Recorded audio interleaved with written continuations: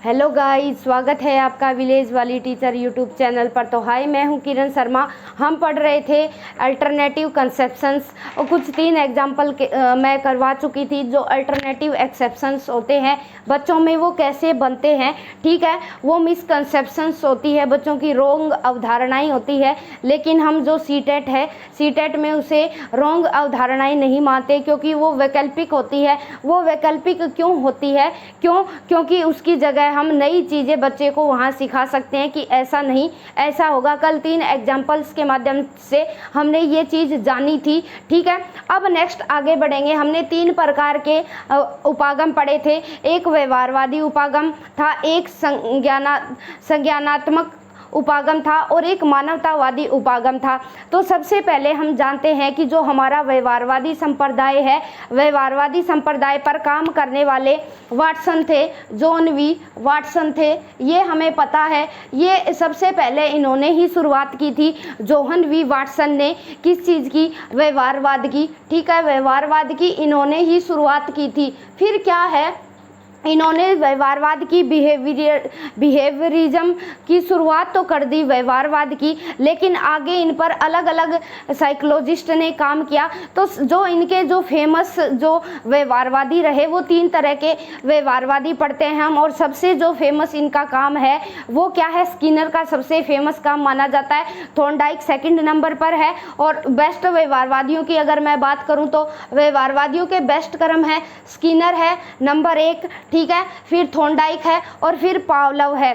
तो सबसे पहले क्या है, ऑपरेंट। हम व्यवहारवादी उपागम को लेकर यहाँ पर चल रहे हैं। व्यवहारवादी उपागम में क्या क्या चीज़ें आएगी? तो व्यवहारवादी उपागम क्या है? जो व्यवहारवाद जो संप्रदाय है वो क्या कहता है कि जो बच्चे को क्या दिखाओ? रियल ऑब्जेक्ट दिखाओ। यानी क्या है ये? क्या है? प्रत्यक्ष चीज़ पर फोकस करता है कि बच्चे को जितनी भी चीज़ें दिखाई जाए। व्यवहारवादी संप्रदाय कहता है कि बच्चे को जितनी भी चीज़ सिखाई जा रही है ये प्रत्यक्ष चीज़ सिखाई जाए। नंबर 1 व्यवहारवादी प्रत्यक्ष चीज़ को दिखाने की बात करते हैं। और दूसरा क्या है, इनकी जो थीरीज होती है वो वातावरण से जुड़ती है। इन्होंने वंशानुक्रम का कोई जिक्र नहीं किया। वंशानुक्रम इनकी जो थ्योरी है ये क्या है? वंशानुक्रम से नहीं जुड़ती। सबसे पहला क्या है, ये प्रत्यक्ष चीज़ पर बल देती है कि बच्चे को प्रत्यक्ष चीज़ सिखाई जाए, मूर्त चीज़ सिखाई जाए। और फिर क्या है, ये वातावरण है जो वातावरण पर फोकस करती है कि बच्चे को ऐसा माहौल दिया जाए जिसमें बच्चा ज़्यादा से ज़्यादा अधिगम कर सके। तो व्यवहारवादी संप्रदाय की शुरुआत करने वाले वाटसन थे। हमने ये चीज़ पढ़ ली है। वाटसन क्या कहते हैं कि मुझे 1 दर्जन बच्चे दे दीजिए, मैं उनको जैसा चाहे माहौल देके, चोर है, डाकू है, इंजीनियर है, अध्यापक है, वो बना सकता हूँ।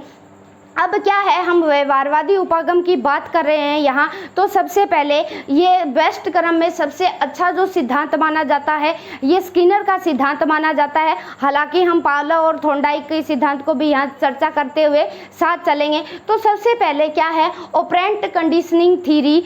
तो जो ऑपरेंट कंडीशनिंग जो थीरी थी वो क्रिया, इसे बोला जाता है क्रिया प्रसूत अनुबंधन। अलग अलग नाम भी है। तो इसको देने वाले जो समर्थक थे वो BF स्किनर हुए। और इन्होंने जो प्रयोग किया वो चूहे और कबूतरों पर किया। इन्होंने क्या किया, एक चूहे को क्या है बॉक्स में बंद कर दिया और बॉक्स में लीवर लगा दिया और उस लीवर पर क्या है एक करंट लगा दिया। जैसे ही वो चूहा उछल कूद करता है, उछल कूद करते करते उसका जो पैर है वो लीवर पे पड़ जाता है और उससे क्या है वो चूहा है, चूहे को करंट का अनुभव होता है। तो फिर वो चीज़ वो चूहा करनी बंद कर देता है। जैसे वो बार बार करता है उस चीज़ को पुनर्बलन उसको मिलता जाता है कि ऐसा अगर मैं करूँगा तो ये क्या है नकारात्मक पुनर्बलन हो गया। तो वो उस चीज़ों को करना बंद कर देता है वो चूहा। क्यों? क्योंकि अब चूहे को समझ में आ गई है अगर लीवर पे उसका पैर पड़ता है तो उसके लिए वो डरावना मूवमेंट होता है, उसका पैर करंट पर लगता है। तो ये इन्होंने कबूतर और चूहे पर प्रयोग किया और इनकी थ्योरी को RS थ्योरी बोला जाता है। और इन्होंने जो बुक लिखी उस बुक का नाम था बिहेवियर ऑफ ऑर्गेनिज्म, ठीक है, यानी बिहेवियर ऑफ ऑर्गेनिज्म इन्होंने बुक लिखी और उन बुक में इन्होंने प्रयोग करके दिखाए चूहे व कबूतरों पर, ठीक है। और फिर अन्य नाम क्या है इसकी थ्योरीज के क्या माने जाते हैं, नवीन अनुबंधन भी बोला जाता है, अनुबंधन साधनात्मक भी बोला जाता है, यानी इंस्ट्रूमेंटल, इन्होंने इंस्ट्रूमेंट के माध्यम से क्या है एक बॉक्स लिया, उसमें चूहे को रखा, बॉक्स के माध्यम से क्या है इंस्ट्रूमेंट के माध्यम से बच्चे को सिखाया, क्यों, क्योंकि ये प्रत्यक्ष चीज दिखा के ही बच्चों पर या एनिमल्स पर एक्सपेरिमेंट करते थे। फिर इसे कार्यात्मक बोला जाता है, फिर इसे सक्रिय क्रिया या आरएस थ्योरी बोला जाता है, और आर टाइप थ्योरी भी इसी को बोला जाता है, क्रिया प्रसूत अनुबंधन सिद्धांत को, ठीक है, याद रखेंगे। आप स्क्रीनशॉट ले लीजिए एक बार। तो देखो कि जो ऑपरेंट कंडीशनिंग थ्योरी है उसके देखो कितने अलग अलग नाम है हमारे यहाँ। हम नवीन अनुबंधन है, साधनात्मक है, कार्यात्मक है, सक्रिय क्रिया है, आरएस थ्योरी है, आर टाइप थ्योरी है, और इन्होंने जो बुक लिखी वो बिहेवियर ऑफ ऑर्गेनिज्म लिखी, प्रयोग किया कबूतर और चूहे पर किया था, ठीक है। फिर स्किनर का जो सिद्धांत है, जो स्किनर क्या थे, थॉर्नडाइक के सिद्धांत से प्रभावित थे, और इन्होंने ये जो अपना एक्सपेरिमेंट किया ये 1938 में किया था सबसे पहले, ठीक है, याद रखेंगे। 1938 में इन्होंने एक्सपेरिमेंट करके देखा था चूहे पर, ठीक है। फिर क्या है स्किनर का जो सिद्धांत है वो थॉर्नडाइक के तत्परता के प्रभाव का नियम पर आधारित है, यानी लॉ ऑफ इफेक्ट, यानी बच्चे पर उस चीज़ का कैसा इफेक्ट पड़ रहा है, प्रभाव पड़ रहा है, उस चीज़ से प्रभावित होकर स्किनर ने अपनी क्या है क्रिया प्रसूत अनुबंधन सिद्धांत दिया था। मौलिक व्यवहारवादी थे ये, यानी जो व्यवहारवाद की जो रियल में जो व्यवहारवाद की शुरुआत है वो इसी के सिद्धांत से होती है। अब व्यवहारवादियों के बेस्ट क्रम हम जानेंगे, तो सबसे जो बेस्ट है, सबसे अच्छा है वो है स्किनर का सिद्धांत। स्किनर के सिद्धांत को ऑपरेंट कंडीशनिंग इंग्लिश में याद रख लेना, क्योंकि हिंदी में बहुत सारे नाम होते हैं, कई बार आरएस थ्योरीज भी पूछ लिया जाता है और आर टाइप थ्योरी भी पूछ लिया जाता है। फिर इनका जो प्रभाव के नियम से प्रभावित थे, थॉर्नडाइक के नियम से प्रभावित थे, और ये क्या है ऐच्छिक सिद्धांत पर बल देते हैं कि जो भी प्राणी है या बच्चा है वो अपनी मर्जी से अनुक्रिया करेगा, और उन अनुक्रिया से ही बच्चा क्या है लर्निंग करना सीखता है। नंबर 2 की बात करें हम, थॉर्नडाइक ने 3 मुख्य नियम दिए थे, प्रभाव का नियम, तत्परता का नियम, रुचि का नियम, ठीक है। फिर उनके आगे 5 और अलग अलग नियम दिए थे जो हम आगे नेक्स्ट पढ़ेंगे।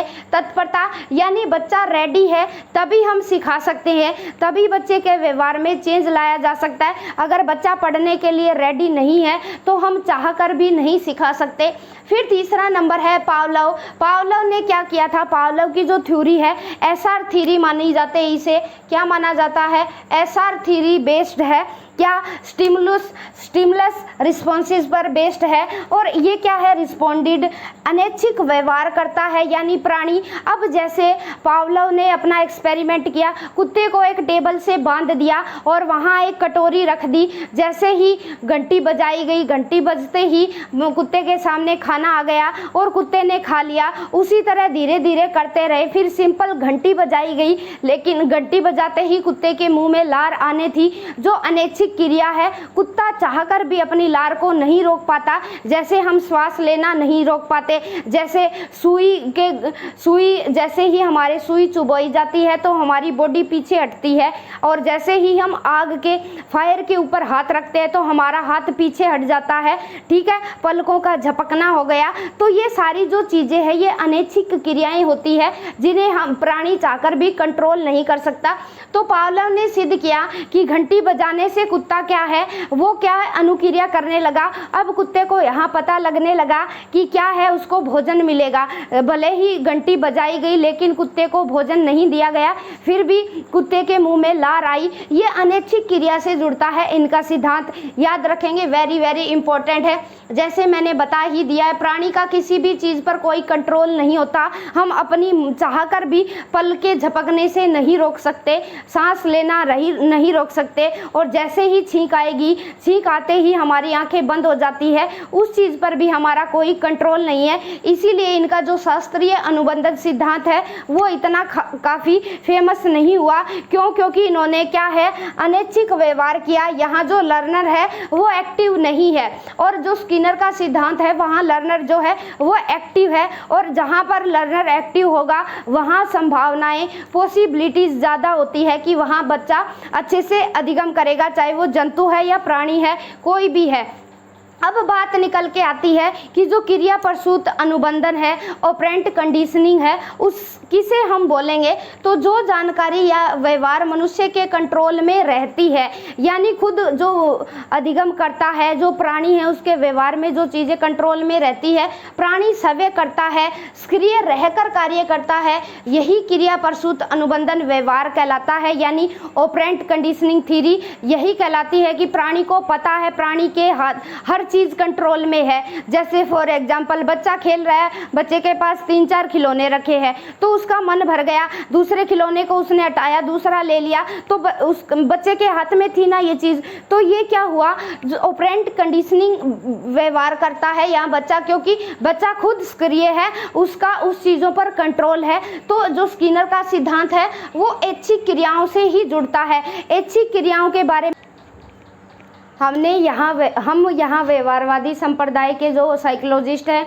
उनके बारे में बातचीत कर रहे थे। जो स्किनर का जो सिद्धांत है, जो क्रिया प्रसूत अनुबंधन का सिद्धांत है, वो बड़ा ही इम्पोर्टेंट है। इन्होंने चूहे और कबूतरों पर प्रयोग किए थे, ये चीज़ हमने पढ़ ली है। अब इन्होंने कुछ टर्म्स दी है, उन टर्म्स में से काफ़ी बार क्वेश्चन पूछे जाते हैं। इन्होंने जो बुक लिखी थी कि इन्होंने बिहेवियर ऑफ ऑर्गेनिज्म स्किनर की बुक है जो व्यवहारवाद पर आधारित है। व्यवहारवाद में इस बुक में इन्होंने क्या लिखा, इन्होंने 2 प्रकार के व्यवहार बताए कि जो भी प्राणी है या इंसान है वो 2 तरह के व्यवहार करता है। नंबर 1 ऐच्छिक व्यवहार करता है, जो उसकी कंट्रोल में होते हैं, नियंत्रण में होते हैं, अपनी मर्जी से करता है कोई भी प्राणी है। नंबर 2 अनैच्छिक व्यवहार, जिनका प्राणी पर चाहकर भी कोई कंट्रोल नहीं होता, वो अपनी मर्जी से करते हैं। ठीक है, मर्जी से नहीं करते, सॉरी, कि जिन पे कोई कंट्रोल नहीं है, वो चीज़ जैसे पल के झपकेगी तो झपकेगी, सांस आना है तो आएगा, और टेस्टी भोजन को देख के लार आनी है तो आएगी। ये चीज़ क्या है, इन चीज़ को चाहकर भी हम कंट्रोल नहीं कर सकते, ये कहना है स्किनर का। और इन्होंने इस बुक में 2 तरह के व्यवहार को डिस्कशन किया है। ठीक है, इन्होंने क्या किया, जो अनैच्छिक व्यवहार है, अनैच्छिक व्यवहार को इन्होंने क्या बताया, एलिसिटेड बताया। ठीक है, और जो दूसरा व्यवहार है उसे बताया एमिटेड व्यवहार। एमिटेड व्यवहार, ये दोनों शब्द याद रखेंगे, इंग्लिश में ही याद रखेंगे। ठीक है, एलिसिटेड और एमिटेड, क्योंकि यहाँ पूछ लिया जाता है। और ये किस तरह का व्यवहार होता है, जो एलिसिटेड होता है, एलिसिटेड, ठीक है, ये अनैच्छिक व्यवहार होता है, यानी सहज क्रियाओं पर बेस्ड होता है ये व्यवहार। पलकों का झपकना, छींक आने पर आंखों का बंद हो जाना, सुई की चुभन होते ही हाथ का पीछे हटना। ठीक है, ये चीज़ क्या है, सहज क्रियाओं पर बेस्ड होता है। ऐसा जो हमारा व्यवहार है, इस व्यवहार को प्रतिवादी या प्रकाशित व्यवहार भी बोल सकते हैं। क्या, प्रतिवादी और प्रकाशित व्यवहार भी। और ऐसे व्यवहार में, अनैच्छिक व्यवहार में सहज क्रियाओं पर बेस्ड है, इसलिए यहाँ पर व्यवहार इंपॉर्टेंट है। यानी जो प्राणी कैसा व्यवहार कर रहा है उस चीज़ पर ध्यान फोकस किया जाता है। ठीक है, ये नहीं कौन सी अनुक्रिया कर रहा है, यानी बच्चा क्या व्यवहार कर रहा है, व्यवहार को यहाँ ध्यान में रखा जाता है। कौन से प्रकार के बिहेवियर में, एलिसिटेड। ठीक है, ये याद रखेंगे, अनैच्छिक क्रियाओं से जुड़ता है। जो नंबर 2 जो व्यवहार बताया इन्होंने, एमिटेड।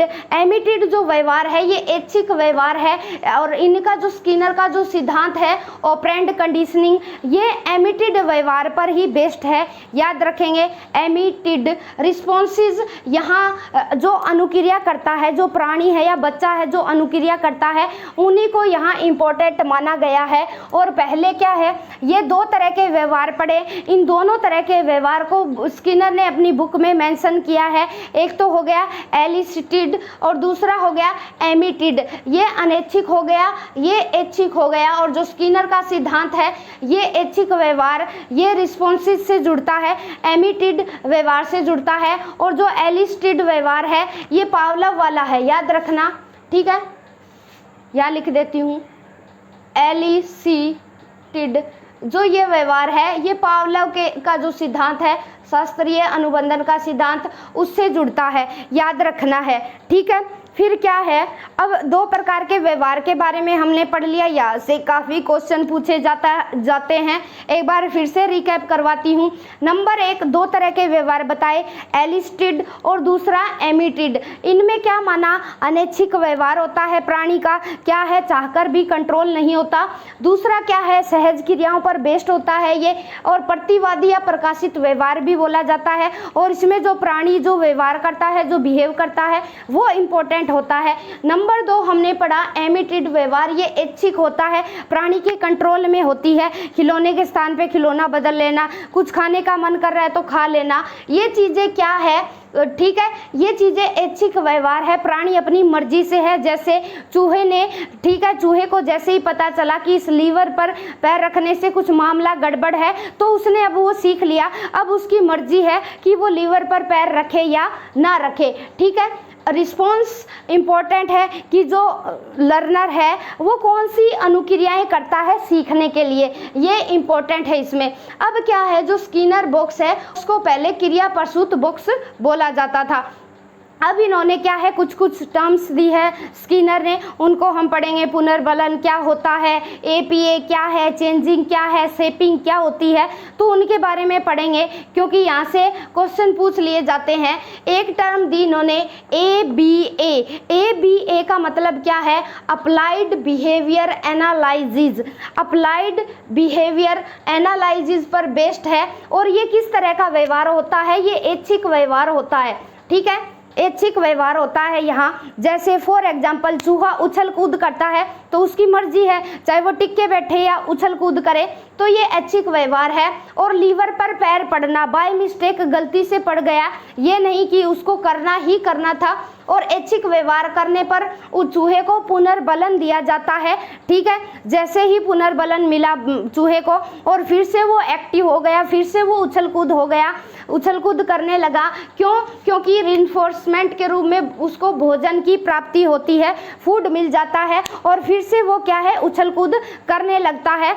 यानी एपीए का मतलब क्या है, जैसे ही चूहे को रिइंफोर्समेंट दिया गया, पुनर्बलन दी गई, तो क्या है, चूहा उन क्रियाओं को बार बार दोहराने लगता है और बार बार दोहराने से वो चीज़ें लर्नर के लिए स्थायी हो जाती है, परमानेंट हो जाती है, यानी उसके व्यवहार में वो चीज़ें शामिल हो जाती है। यहाँ चूहा सीख चुका है कि जैसे ही वो एक्टिव रहेगा और जैसे ही उसका लीवर पर पैर पड़ेगा तो उसे फूड की प्राप्ति होगी। अब ये चूहा सीख गया तो बार बार वो चीज़ें रिइंफोर्समेंट के चक्कर में वो चीज़ें दोहरा रहा है और दोहराते दोहराते उसने लर्निंग कर ली है। इसी तरह क्या है, कबूतर का जो फड़फड़ाना है वहाँ पुनर्बलन मिलता है, जैसे ही कबूतर फड़फड़ाएगा उसे दाने मिल जाते हैं, ठीक है। फिर वो बार बार जैसे ही एक बार मिला तो कबूतर ने सोचा कि ये बाई चांस होगा, दूसरी बार जब फड़फड़ाया दूसरी बार भी उसे भोजन दिया गया। अब क्या है, कबूतर सीख गया है कि बार बार मैं अगर ऐसा कर रहा हूँ तो मुझे क्या है, रिइंफोर्समेंट मिल रहा है, तो वो क्या है, उन्हीं क्रियाओं को बार बार फिर से करते रहते हैं। और जो बार बार करने से, प्रैक्टिस करने से वो एक्टिविटीज़, वो रिस्पॉन्सेज वो उनके परमानेंट हो जाते हैं और नए मिलने पर स्थायी नहीं। अब अच्छा काम किया चूहे ने या कबूतर ने, उसे कोई रिइंफोर्समेंट नहीं मिली तो वो सीखने के लिए वहीं स्टॉप हो जाएगा, कुछ भी नया सीखना नहीं चाहेगा। क्यों, क्योंकि उसे रिइंफोर्समेंट नहीं दिया गया। रिइंफोर्समेंट दो तरह से दिए जाते हैं, उनके बारे में भी हम पढ़ेंगे। इनके सिद्धांत में स्टिमुलस अज्ञात था, पता नहीं क्या होगा। जो स्किनर ने जो स्ट्रेटजी बनाई थी तो स्किनर को पता नहीं था, क्यों, क्योंकि उनकी जो प्राणी है, जो जंतु है, वो अधिक अनुक्रिया करेंगे तभी पता चलेगा कि एक्चुअल में उन्होंने लर्निंग की है या नहीं। अब यहाँ स्किनर को नहीं पता था कि आगे क्या होगा, ठीक है। जो स्टिमुलस था, जो उद्दीपक था, वो अज्ञात था, और अज्ञात कौन से में होता है? ऐच्छिक व्यवहार में होता है, ठीक है। अब अनैच्छिक व्यवहार है, सहज क्रियाएं हैं, हमें पता ही है, पलकें झपकेंगी ही झपकेंगी। लेकिन अब ये नहीं पता चूहे को क्या पता था, ठीक है, स्किनर को क्या पता था कि चूहा उछल, क्या पता नोटी चूहा हो, वो चूहा नोटी ना हो, वो टिक के बैठा रहे, चूहा बीमार हो। तो वो क्या है, उन्होंने खुद एक्सपेरिमेंट करके देखा और फिर फाइंड आउट किया कि जैसे जैसे जो प्राणी है अधिगम करता है वो एक्टिव रहेगा और बार बार वो चीज़ें करता रहेगा, ठीक है। और फिर वो चीज़ें क्या है, स्थायी हो जाएगी। और वो कब स्थायी होगी? जब उसे पुनर्बलन मिलेगा, यानी ABA अप्लाइड बिहेवियर एनालिसिस बोला है इन्होंने, ठीक है, कि बार बार वही अप्लाई करता रहेगा वो व्यवहार जो पहले चूहा करता आया है। उसे खाना मिला, एक बार के लिए बाई चांस हो सकता है, दोबारा किया फिर से चूहे को भोजन मिला, फिर तीसरी बार किया फिर से मिला। अब चूहा सीख गया कि ऐसा करूँगा तो मुझे खाना मिलेगा, चूहा बहुत भूखा था, इसलिए क्या है वो चीज़ें उसके लिए स्थायी हो गई। कल पढ़ेंगे शेपिंग पढ़ेंगे, चेंजिंग पढ़ेंगे, अलग अलग जो टर्म्स है, रिइंफोर्समेंट पढ़ेंगे, कौन से अंतराल के बाद देना चाहिए, कौन सा रिइंफोर्समेंट अच्छा होता है, उन चीज़ों के बारे में पढ़ेंगे। पावलोव का सिद्धांत ज़्यादा डिटेल में नहीं पूछा जाता, बस इतनी कॉमन बातें याद रख लेना, अनैच्छिक व्यवहार से जुड़ता है, इसलिए इनकी कोई खास इंपॉर्टेंस नहीं है। थॉर्नडाइक के बारे में भी थोड़ा सा जान लेंगे, और ज़्यादातर ये वेरी इंपॉर्टेंट है। स्किनर का जो सिद्धांत है, यहाँ से क्वेश्चन पूछने की ज़्यादा संभावनाएं रहती है, क्योंकि ये लर्निंग बाय डूइंग करने पर सिद्धांत पर बल देता है कि बच्चा प्राणी है वो इन्वॉल्व है, और मोटिवेशन दे के उसको अधिगम करवाया जा रहा है। तो bye bye, have a nice day guys, take the screenshot. मिलते हैं कल इसी वीडियो के साथ, अल्टरनेटिव कंसेप्शन, बच्चे की वैकल्पिक अवधारणाएं, ठीक है। तो bye bye, have a nice day guys, take the screenshot. और चैनल पर नए हैं तो प्लीज़ चैनल को ज़रूर सब्सक्राइब कर लीजिएगा।